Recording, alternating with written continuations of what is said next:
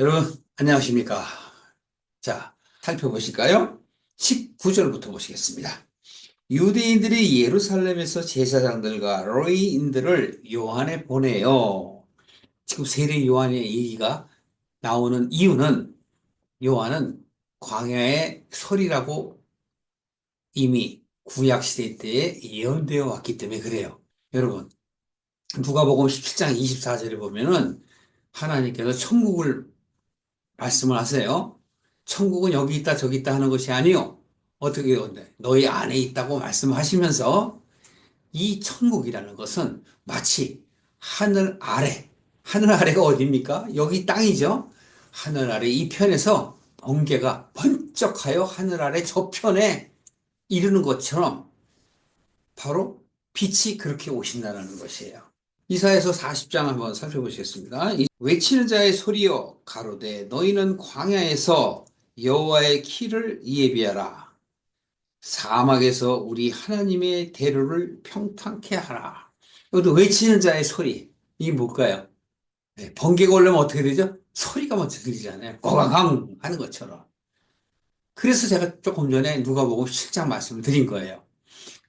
마치 빛이 오려면 누구에게? 우리에게 오려면 하늘 이편에서 하늘 아래 저편이라는 얘기는 바로 구원을 받을 하나님의 사람들에 대해서 바로 외치는 자의 소리가 세례 요한을 얘기하는 겁니다. 40절 3절. 그래서 어떻게 돼요? 여호와의 길을 예비하라. 사막에서. 우리 마음이 마치 사막이고 광야인 거예요. 그래서 우리 하나님의 대로를 평탄케 하라. 하나님의 대로. 바로 예수님을 얘기하는 거예요. 예수님이 길이요 진리요 생명이라고 말씀드렸죠? 바로 하나님의 대로를 평탄케 하라. 누가? 세례 요한이요. 골짜기마다 도두어 산마다 작은 산이 낮아지며 고르지 않은 곳이 평탄케 되며 험한 곳이 평지가 될 것이요. 여호와의 영광이 나타나고 모든 육체가 그것을 함께 보리라. 대저 여호와의 입이 말씀하셨느니라. 여기서 4절 5절은 바로 구원받을 대상의 수준들을 얘기하는 거예요. 여러분과 저, 지금 우리가 크리스찬이라고 스스로 얘기하는 사람들의 그 상태를 얘기하는 겁니다. 그런 사람이 바로 어떻게 돼요? 골짜기도 되고, 어떤 사람은 작은 산이기도 하고, 어떤 사람은 험하기도 하단 말이에요. 그것을 평탄케 한다는 것은 대로를 갈 수 있도록.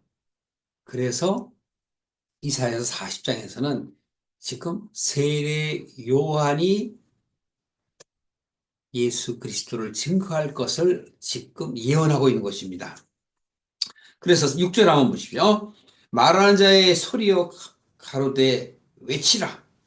대답하되 내가 무엇이라 외치리까 하고 이사야가 얘기했더니 가로되 모든 육체는 풀이요 모든 아름다움은 들의 꽃이라. 이 인생이 한순간이에요. 그 인생의 이 짧은 것을 더덥다라는 것을 말씀할까요? 7절도 이어서 보시면 푸른 마르고 꽃은 시들은 여호와의 기운이 그 위에 불미라. 이 백성은 실로 풀이로다. 이 백성은 이스라엘 백성들만 얘기하는 게 아니에요. 우리에게 말씀하시는 거예요. 여러분과 저에게 구체적으로 말씀하세요. 풀은 마르고 꽃은 시든다. 그러나 어떻게 돼요? 우리 하나님의 말씀은 영원하다. 이 하나님의 말씀이 영원하다는 건 바로 빛인 구원받을 그들에게 흑암에 있는 자들의 소망이라는 것을 말씀을 하시고 계시는 것입니다. 또 9절 하나 더 보시겠어요? 아름다운 소식을 시온에 전하는 자여 너는 높은 산에 오르라. 아름다운 소식을 예루살렘에 전하는 자여. 여기서도 보십시오. 시온에 전하는 자, 예루살렘에 전하는 자. 시온은 하나님을 뜻하는 것이고 예루살렘은 바로 유다를 뜻하는 것, 이스라엘을 뜻하는 것이고 조금 더 광의로 보면 구원받을 하나님의 사람들에 대해서 얘기하는 거예요. 그래서 계시록에 가면은 어떻게 됩니까? 21장에 가면은 바로 하늘에서 내려오는 성, 예루살렘 성, 즉 새 예루살렘 성이라는 표현을 쓰는 것입니다. 이것은 하나님께서 예루살렘이라는 그 표현을 이스라엘의 백성들이 알기에, 즉 여러분들이 아시잖아요. 교회 가는 이유가 예루살렘이에요. 평강, 살렘 평강. 예루는 나를 얘기하고 장소를 얘기하는 거예요. 내 마음에 평강을 주시는 하나님을 의미하는 게 바로 예루살렘입니다. 이것을 마치 천국에 비유하는 거예요. 천국은 여기 있다 저기 있다 하는 것이 아니고 어디에 있다고요? 내 안에 있다. 그러니까 내 마음 안에 예루살렘이 이루어져야 되는데 내 마음 안에 이루어질 그 예루살렘은 어디로부터 와요? 시온. 시온은 하나님 뜻하는 거란 말이에요. 그래서 여기서도 그렇게 말씀을 하는 것이에요. 그 이사야서 40장에 했죠? 그럼 우리 말라기서 한번 더 보시겠어요? 말라기서 4장. 예, 구약의 가장 끝에 있는 그 말라기서 4장에 보시면, 자, 여기서는 4절부터 보시겠습니다. 너희는 호렙에서 온 이스라엘을 위하여 내 종 모세에게 명한 법, 명한 법이 뭘까요? 곧 율례와 법도를 지켜라. 이게 율법입니다. 율법. 율법을 지켜라. 율법을 왜 지켜야 되죠? 내가 하나님으로부터 유리되었음을 깨닫게 하시려고. 음. 에덴 동산을 우리에게 주신 것은 우리로 하여금 하나님과의 관계를 돌이키게 하기 위해서예요. 그래서 5절에도 이렇게 얘기합니다. 보라, 여호와의 크고 두려운 날이 이르기 전에 내가 선지 엘리야를 너에게 보내리니. 누굴 보내요? 엘리야. 그 엘리야가 바로 세례 요한이에요.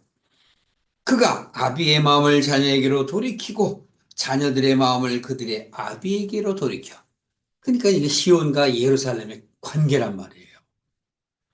근데 이걸 우리는 자꾸 밖으로 현상적인 것에 매몰돼 갖고 보는 것들만 자꾸 얘기해요.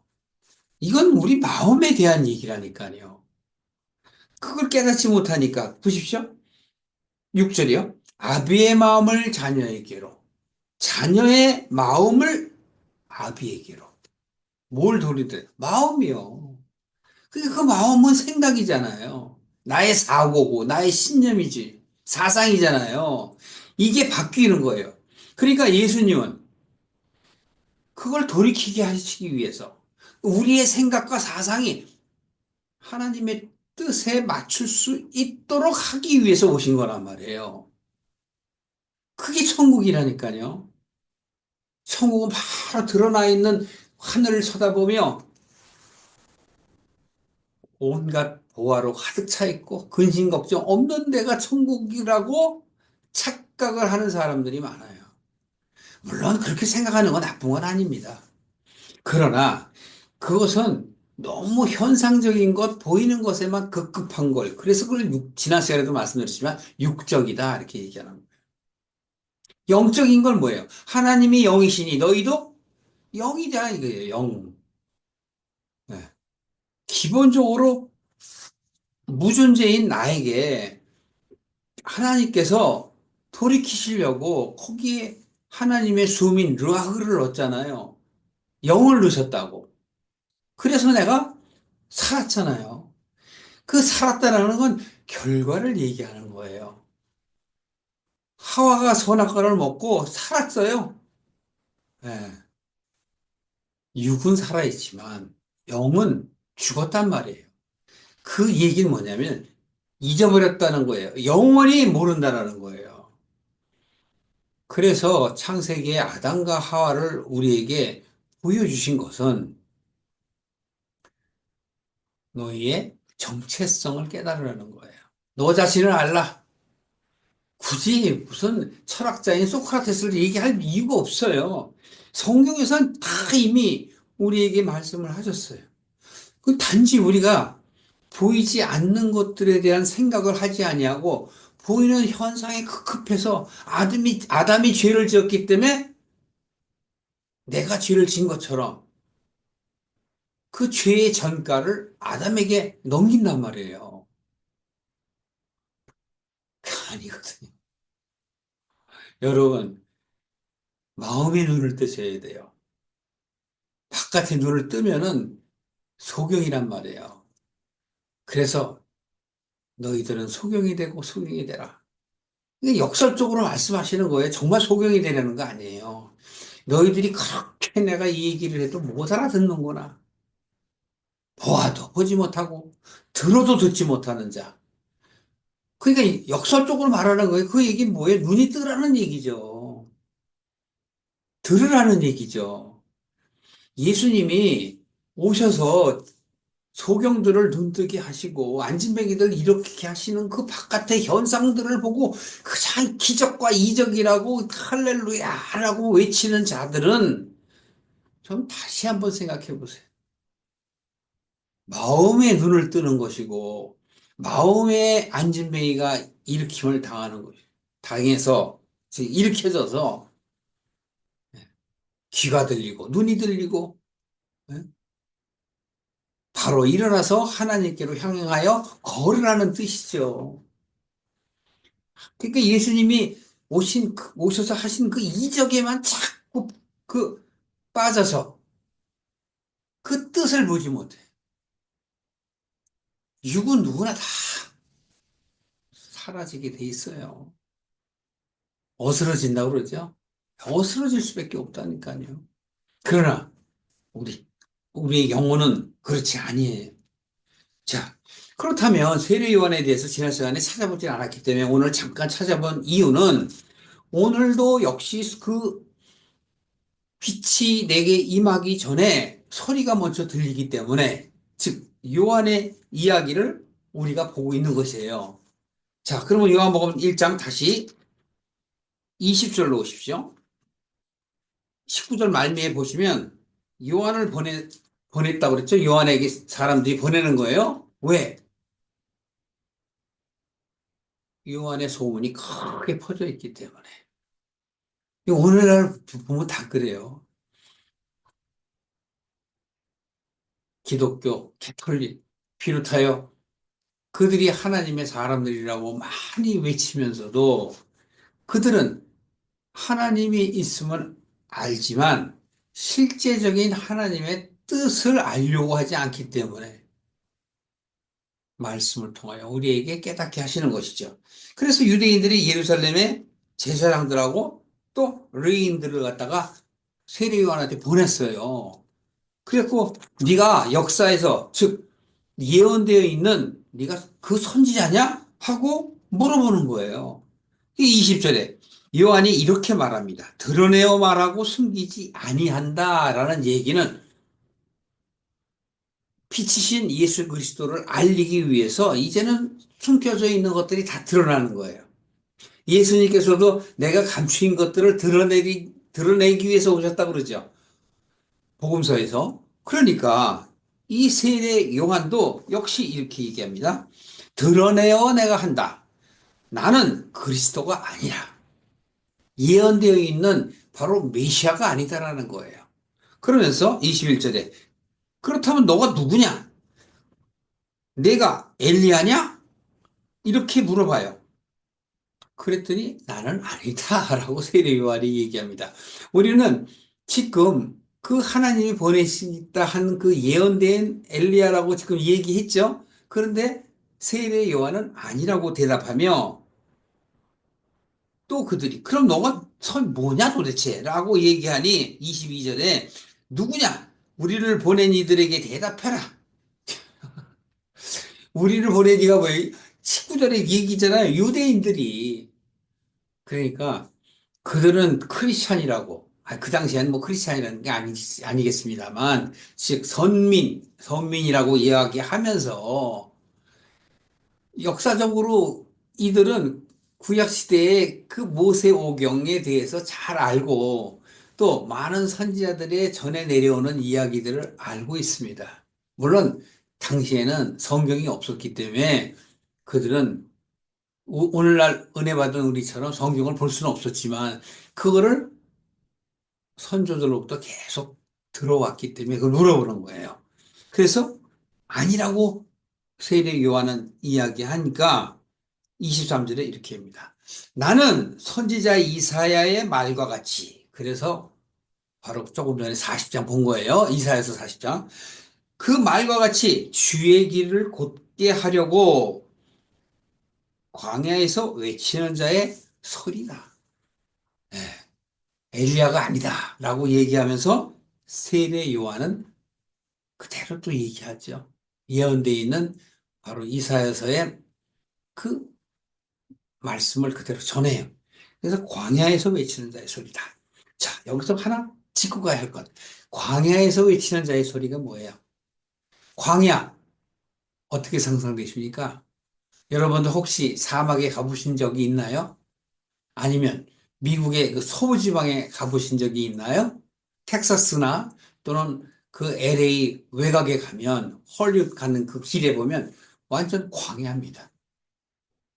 여러분 어떤 그 서부 영화 보면은 그 척막한 땅에 막 나뭇가지들을 뭉태기들이 막 이렇게 날리는 그 모습들 혹시 보신 기억이 있을까요? 네. 이거는 바로 우리의 상태를 얘기하는 거예요. 믿음의 상태가 광야 같은 것을 얘기하는 겁니다. 그래서 광야에 외치는 소리는 뭐예요? 척박한 땅이 되지 말고 옥토가 되라는 얘기 아니에요?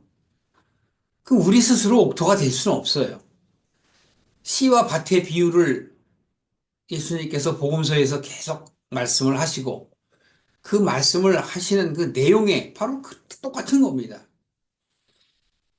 빛이 빛을 내면 흑암에서 나와야 돼요. 물에서 드러나야지 빛을 볼 수가 있는 거예요. 그래서 광야에 외치는 이 소리를 그리고 이사야서 40장에서 말한 것처럼 바로 하나님의 그 나라가 대로 편안하게 아니 그 하나님의 뜻이 그대로 이루어질 수 있게 하려고 평탄케 하라 그랬잖아요.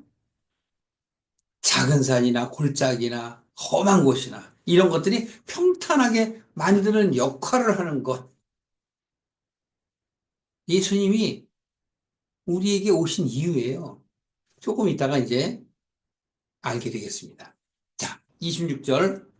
나는 물로 세례를 주거니와 너희 가운데 너희가 알지 못하는 한 사람이 섰으니 그러면서 곧 누구냐? 내 뒤에 오시는 그라. 그가 누굴까요? 나는 그의 신들매를 풀기도 감당치 못하겠노라. 그렇게 얘기하는 거예요. 여기서 그는 예수님을 얘기하는 겁니다. 그러니까 예수님은 맞아. 너희들이 얘기하는 그 이사야 선지자가 얘기했던 광야에서 외치는 소리고 하나님의 그 뜻 대로를 평탄케 할 자로서 나는 왔어. 그러나 내 입으로 감히 하나님 앞에서 그렇게 말을 못하겠다. 그러나 너희들이 역사적인 그 하나님의 선지자들을 보내서 그 뜻을 알리시기 위한 것들을 생각해 봐라. 이런 얘기죠. 겸손한 자죠. 그러면서 28절은 결과에 대한 그 상황에 대한 이야기예요. 요한이 세례를 주던 곳은 요단강 건너편 베다니에서 일어난 일이다. 이렇게 얘기해요. 이 얘기를 왜 했을까요? 예. 소리가, 광야의 소리가 바로 세례 요한이었고, 예수님이 바로 오실 것이다. 드러내실 것이다. 그걸 지금 얘기하고자 하는 거예요. 그래서 세례 요한이 빛이 오기 전에 소리로서 꽝, 번개처럼 하늘 아래 이편에서 저편으로 확 오는 것처럼 꽝 하고 소리를 내는 거예요. 그 빛이 임하는 것만 남았잖아요. 그런데 세례 요한에게 그 세례를 주는 거를 또 물어보는 그 사절이라고 얘기할까요? 네, 이런 대신해서 물어보는 이 사람들에게 왜 그 얘기를 했을까? 네, 물이라는 것에 대해서 세례에 대한 것을 이야기하기 위해서요. 그러니까 이걸 우리가 좀 잠깐 살펴보실게요. 예, 물론 결론은 베드로전서 3장 21절입니다. 이 물이라는 건 구원의 표다. 이 세례라는 것은 하나님과 나와의 약속인 거예요. 마치 물로 씻어내리는 것처럼. 그런데 뭐예요? 나의 마음이 회복돼요. 나의 양심이 회복되어 하나님을 찾아가는 거란 말이에요. 결국은 뭐예요? 변화를 얘기해요. 변화. 내 생각이 바뀌어져야 돼요. 고정적인 내 그 틀이 깨어지고 새로 변혁이 되어야 돼. 개혁이 되어야만 하나님의 뜻을 이룰 수가 있기 때문에 그래요. 자, 그 말씀을 하기 전에, 자, 그러면 간단하게 신명기부터 가보겠습니다. 신명기 10장의 16절에 보시면요. 너희는 마음의 할례를 하고 다시는 목을 곧게 하지 말라. 할례를 어디다 하래요? 마음에 하라. 몸에 하는 거잖아요. 원래 아브라함 때 하나님께서 아브라함에게 명하시죠. 너와 네 자손들에게는 8일 만에 할례를 하라. 예. 언제? 태어난 지 8일 만에. 기존에 있는 사람은 그냥 하고, 거기서 태어난 지 8일 만에 라는 얘기는 뭐냐면, 바꾸라는 얘기예요. 이제 마음을 바꿔라. 바꿀 때가 되었다라고 얘기하는 거예요. 근데 우리가 그걸 잘 모르잖아요. 그래서 16절, 너희는 마음의 할례를 하고, 다시는 목을 곧게 하지 말라. 곧게 한다는 게 바로 나의 틀이란 말이에요. 자기 고집. 아담이 그렇게 고집했고, 도리어 하나님을 비난한 것처럼 그러지 말아라, 제발. 하나님이 사랑하시기 때문에 그래요. 그러면서 바로 그 지난번에 시간인가? 지지난 시간에 제가 고와 객과 가부 얘기한 그 내용이 나오죠? 이렇게 얘기해요. 하나님은 신의 신이시고 주의 주시고 능하시고 두려우시 하나님이시라. 사람을 외모로 보지 아니하시고 너희들이 하는 그런 뇌물, 여기서 뇌물이라고 표현이 아닌데 너희들이 드리는 그런 것들을 받기를 원하시는 분이 아니다. 이라고 말씀하시면서 고아와 과부를 위하여 신원하시며 나그네를 사랑하사 그에게 식물과 의복을 주시나니 너희는 나그네를 사랑하라. 전에 너희도 애굽 땅에서 나그네 되었음이라. 이렇게 얘기해요. 근데 이 내용대로 마치 우리가 어떤 그 유교적인 그런 교훈을 받은 것처럼 아, 선한 행위를 하는 것으로 착각을 해요. 그게 아니라 그랬죠? 고와 객과 가부 다시 한번 얘기 안 합니다. 간단한 거예요. 우리의 마음 상태가 바로 이와 같다라는 것을 말씀하며 구약에 여기 지금 신명기 핀 김에 30장 한번 보세요. 신명기 30장에 또 보시면 신명기 30장의 15절에 보면 이렇습니다. 보라, 내가 오늘날 생명과 복과 사망과 화를 내 앞에 두었다. 이건 뭐예요? 자유의지를 우리에게 물어보시는 거예요. 생명과 뭐를 주셨다래요? 복, 사망과 화. 지난 시간에 말씀을 드린 거예요. 그게 빛과 어두움이에요. 그 선택권, 자유의지를 우리에게 주셨다고 말씀하시면서요. 또 이렇게 얘기합니다. 우리가 바로 서기를 하나님께서 원하시는데 우리가 그렇지 못하기 때문에 이야기하는데 19절도 보세요. 오늘날 천지를 불러서 너희에게 증거를 삼노라. 내가 생명과 사망과 복과 저주를 내 앞에 두었다. 따라서 너는 내 자손이 살기 위해서 뭘 하래요? 생명을 택하라. 내 하나님 여호와를 사랑하고 그 말씀을 순종해라 라고 말씀을 하시는 거예요. 그런데 왜 이 말씀이 있냐 하면은 그 이유가 바로 마음의 할례를 하는 거예요. 몸의 육신의 할례가 아니라 육신의 할례를 하는 건 네가 보고 믿어라 하는 뜻에서 하는 얘기예요. 그러니까 보이는 하나님께서 우리로 하여금 이야기를 하셔야만 믿지 안 믿거든요. 그래서 예수님을 보내셨고 예수님은 바로 보이지 아니하시는 하나님의 형상이라 골로새서 1장 15절에 말씀하신 것처럼 바로 예수님께서 하나님의 이름으로 이 땅에 오신 것인데 6절 보세요. 30장 6절에 보시면 내 하나님 여호와께서 내 마음과 내 자손의 마음에 어디요? 네 마음 안에 뭘 해요? 할례를 하라. 할례를 너희들은 자꾸 바깥으로 하고 그것에 대해서 어떤 부담감을 느끼고 마치 너희의 유전처럼 얘기를 하는데, 관습처럼 얘기를 하는데, 내가 너하고 그렇게 한 것은 너로 하여금 깨닫게 하기 위해서야. 그걸 말씀하시는 거예요. 할례를 베푸신 이유는 너로 마음을 다하며 성품을 다하여 내 하나님 여호와를 사랑하게 하사, 하나님을 보게 하사, 눈을 뜨게 하사, 귀를 열게 하사, 안진뱅이가 일어나게 하사, 너로 생명을 얻게 하시며. 이게 여기서 키포인트가 생명이에요. 생명을 얻게 하시려고. 할례를 하는 이유는 뭐죠? 네, 생명을 얻게 하시려고. 그런데 똑같으니까요, 하와처럼. 죽으리라. 그거 먹으면 반드시 죽으리라 그러는데 뱀이 꼬드기죠.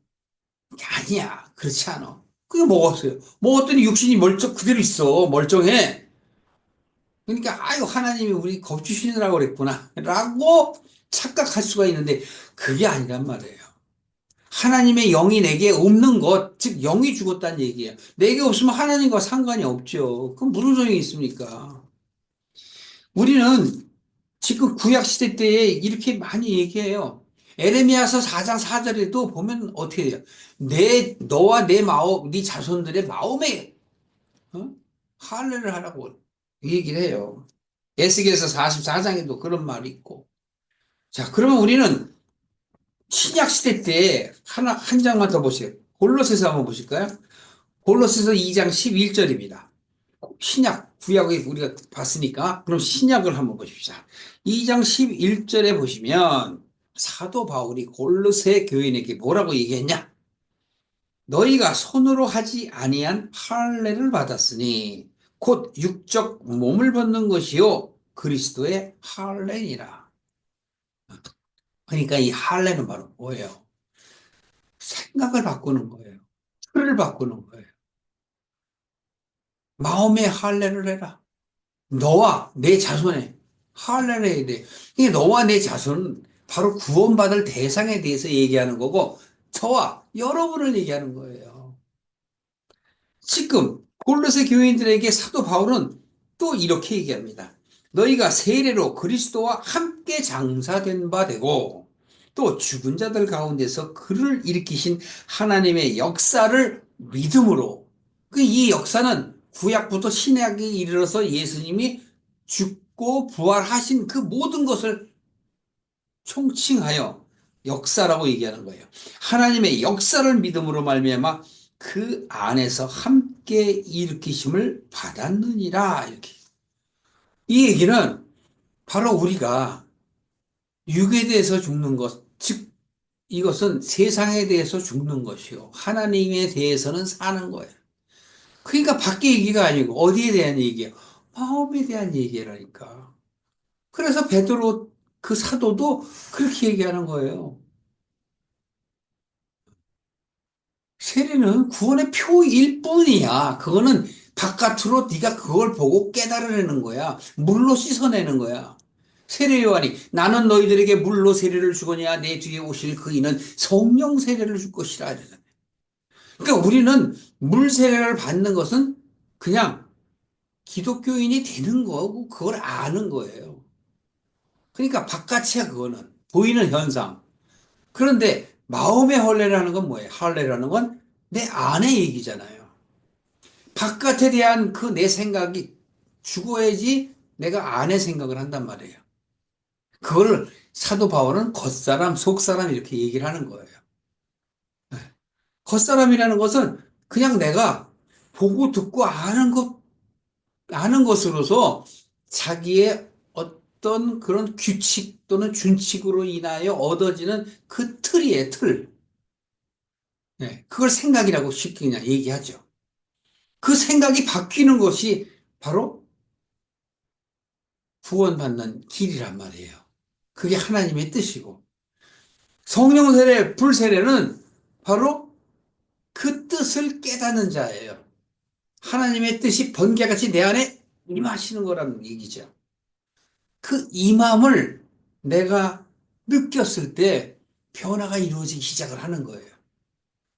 그걸 우리는 성령 세례라고 말씀을 하는 거예요. 여러분, 마음에 변화가 있길 바랍니까? 바깥으로 하는 어떤 종교 행위가 아니라 참 신앙인 하나님을 앙망하는 자, 소망을 하나님께 둔 자, 하나님의 나라에 소망을 둔 자. 이 세상은 마치 들에 핀 풀과 꽃으로 어스러짐이 금방 다가온단 말이에요. 그렇다면 여러분들은 어떻게 하시겠습니까? 갈라디아 교인에게도 사도 바울은 5장 24절에 너희의 정과 욕심을 십자가에 못 박으라 이렇게 한단 말이에요. 그 정과 욕심이 뭐예요? 세상의 가치. 그게 바로 바다. 요한계시록 11장 8절에 가면 똑같은 얘기가 나와요. 그래서 우리는 애굽 속성, 소돔 속성을 버려야만 돼요. 큰 성길로 달려가는 그들이 시체처럼 질비하게 있다 얘기하는 거예요. 큰 성 바벨론. 그게 바로 세상 가치란 말이에요. 그걸 쫓아가는 자들. 내 마음을 돌이켜서 마음의 회개가 이루어져야만 그것이 하나님의 뜻이 내게 이루어지는 거라는 것을 지금 말씀을 드리는 겁니다. 여기까지만 보겠습니다.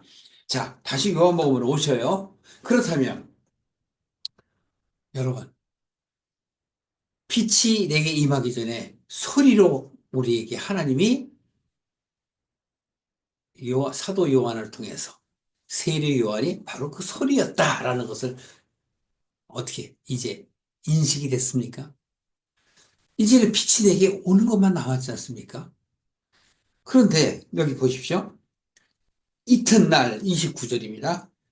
1장 요한복음 1장 29절에 요한이 예수께서 자기에게 나아오심을 보고서 가로되 보라 이 세상 죄를 지고 가는 하나님의 어린 양이로다. 요한이 드디어 예수님을 만나는 장면이 나와요. 그렇다면 이제 소리는 물러가고 빛이 내게 임해야 되죠. 네. 바로 창세기의 둘째 날이에요. 하늘과 아래 하늘, 위 하늘과 아래 하늘이 갈라지는 거예요. 그게 둘째 날이잖아요. 세례 요한이 지금 그걸 얘기하는 거예요. 그래서 보라 세상 죄를 지고 가는 하나님의 어린 양이다. 비로소 우리가 세례 요한의 말을 듣고 예수님을 볼 수 있는 거란 말이에요. 물론 우리는 성경에서 그 내용들을 알 수 있게끔 하나님께서 준비해 놓으셔서 우리는 성경만 봐도 잘 알지 않습니까? 그래서 내가 전에 말하기를 내 뒤에 오는 사람이 있는데 나보다 앞선 것은 그가 나보다 먼저 계심이라 한 것이 이 사람을 가리킴이라. 네. 이것은 시편 110편에도 나와 있죠. 예수님께서는 우리가 지난 시간에 보셨죠? 말씀이 곧 하나님이시라. 태초에 어땠다 그래요? 하나님과 함께 계셨다 그러잖아요. 근데 거기서 나오는 태초는 원래라는 뜻이라고 제가 말씀드렸죠. 그러니까 원래 하나님과 함께 있었으니 바로 창세기 1장에 얘기하는 태초는 시작이고 구원의 시작인데 그 시작 이전에 하나님과 함께 계셨던 그분이 하나님의 뜻을 이루고자 이 땅에 오셔서 지금 빛으로 오시기 전에 소리가 들림으로 인하여 우리를 깨우치는 거예요. 어디에 있는 내가? 흑암에 있는 내가, 어둠 깊은 데 있는 내가. 그래서 그 소리를 듣고 깜짝 놀라서 윗물, 아랫물이 벌어지는 거예요. 그 상태를 지금 얘기하는 겁니다.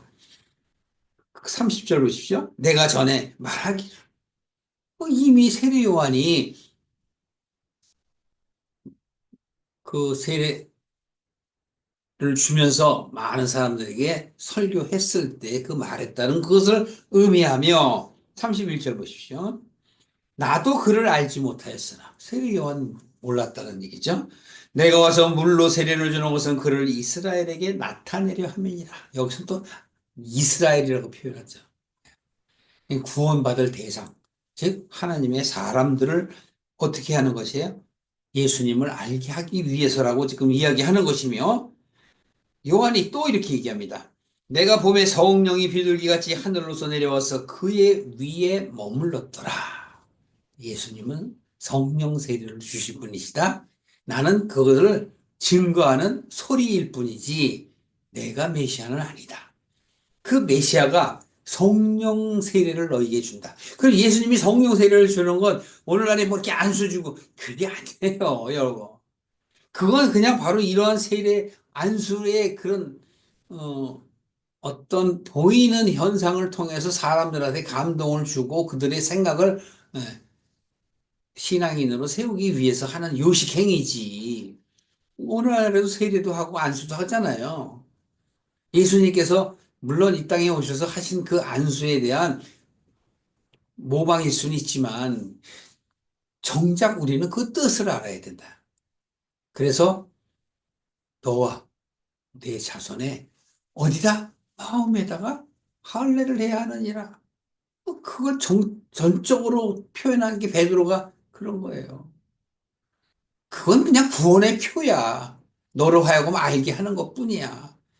그 이유를 알아야지. 이유가 뭐예요? 너의 마음이 회복돼요. 선한 양심이 회복되어 하나님을 찾아가는 것이다. 라고 말씀을 했지 않았어요. 그렇다면, 자, 33절에 나를 보내서 물로 세례를 주라고 하신 그이가 하나님이죠. 하나님께서 또 나에게 이렇게 말씀하셨다. 성령이 내려서 누구 위에 머무는 것을 보면은 바로 그가 바로 세례를 주는 이이심, 즉 성령 세례를 줄 분이신 그리스도이심을, 메시아이심을 알라라고 얘기했다는 거예요. 내가 보고 그가 하나님의 아들이심을 증거하였노라 라고 말씀하십니다. 자, 그렇다면 이제 35절에 보면 이튿날 이런 것이죠. 이것이 바로 뭐예요? 끝나는 거예요. 셋째 날. 그래서 요한이 자기 제자 중에 두 사람과 함께 섰다가 예수가 지나가시는 것을 보시고 다니시는 걸 보시고 보라 하나님의 어린 양이로다. 여기선 세례 요한도 하나님의 어린 양이라고 표현해요. 그 이유는 아시죠? 어린 양은 하나님의 뜻을, 즉 목자의 그 뜻을 따르는 게 어린 양이라는 표현인데 예수님이 그렇게 순종함을 얘기하는 거예요.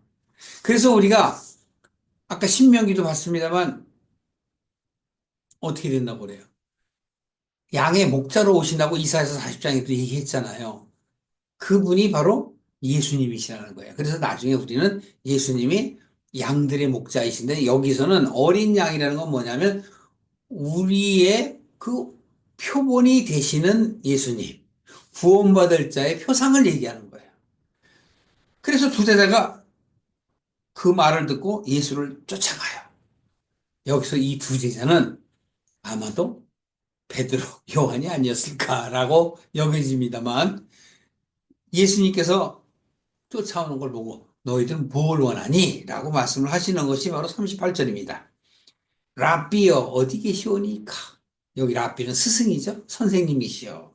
어디 계십니까? 라는 이야기는 무엇을 얘기하나? 어디 계십니까? 그냥 어느 곳에 있습니까? 그게 아니잖아요. 당신이 바로 메시아예요? 그런 뜻이에요. 예수님께서 이렇게 얘기합니다. 와서 봐라. 어떻게 하라고요? 와서 봐. 네. 이 얘기는 하나님의 뜻을 깨달으려면 오늘날에 우리는 어떻게 해야 돼요? 말씀을 깨달아야만 돼요. 그래서 말씀을 보는 게 오는 겁니다. 그래서 우리가 깨달아져야 돼요. 39절에 그러므로 저희가 가서 예수님이 계신 곳을 보고서 그날부터 함께 거하는 거예요. 그랬더니 요한이 그 말을 또 듣고 예수를 쫓는 두 사람 중에 하나는 여기 나오네요. 시몬 베드로의 형제 안드레였더라. 안드레. 야, 안드레가 형, 내가 예수님을 만났어. 그런 내용이 이제 이 이후에 육신적으로 우리가 볼 수 있는 것이며, 또 41절에 형제 시몬을 찾아 만나며 우리가 메시아를 만났다 하고, 메시아는 그리스도라는 얘기죠. 예수께 데리고 가요. 여기서 시몬이 누구예요? 베드로. 그 베드로 안드레네요. 아까 제가 요한이라고 그랬군요. 안드레. 그래서 내가 요한의 아들 시몬이니 장차 너를 개바라 하리라. 여기서도 보십시오. 내가 누구요? 베드로요. 개바라 하리라. 반석이라 하리라. 여기 가로 있죠? 개바는 번역하면 베드로라. 예. 그래서 원래 베드로의 이름은 시몬이었고, 개바라는 거기 의미고, 나중에는 반석이 되는 거예요. 반석이 되는 건 예수님께서 반석이 되었기 때문에 예수님을 쫓는 제자로서의 으뜸이 된다, 이렇게 표현해도 될 수 있을 거예요. 그 또한 다른 반석, 베드로가 된다는 것을 말합니다. 자, 오늘 1장 전부 정리했어요. 그 43절부터는 왜 제가 1장의 얘기를 안 하냐면, 이것은 이제 빛이 내게 임하는 그 순간을 얘기하는 것이고, 여기 42절까지는 소리로서 오신 바로 세례 요한, 그걸 얘기하는 거예요. 재밌죠? 어떻습니까, 여러분? 예, 여러분이 말씀을 많이 깨닫고 주님의 은혜가 여러분에게 임하기를, 예, 예수 그리스도 이름으로 기원합니다.